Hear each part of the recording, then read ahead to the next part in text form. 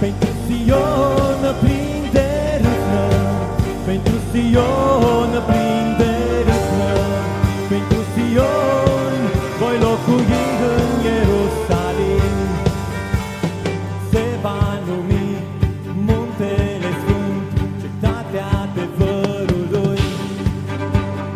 Iată ce spune Domnul acum: te voi izbăvi de râvnă, pentru Sion plin de râvnă, pentru Sion plin de râvnă, pentru Sion voi locui în Ierusalim.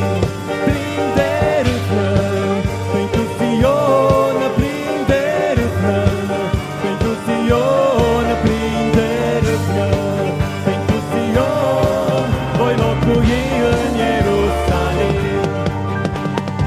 Înaintând în sunet de corn, în strigă de îngeri venind, va fi împărat pe întregul pământ.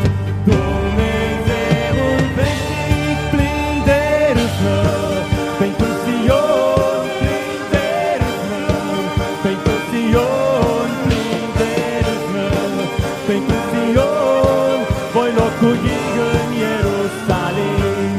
Plin de râvnă, pentru Sion plin de râvnă, pentru Sion plin de râvnă, pentru Sion voi locui în Ierusalim.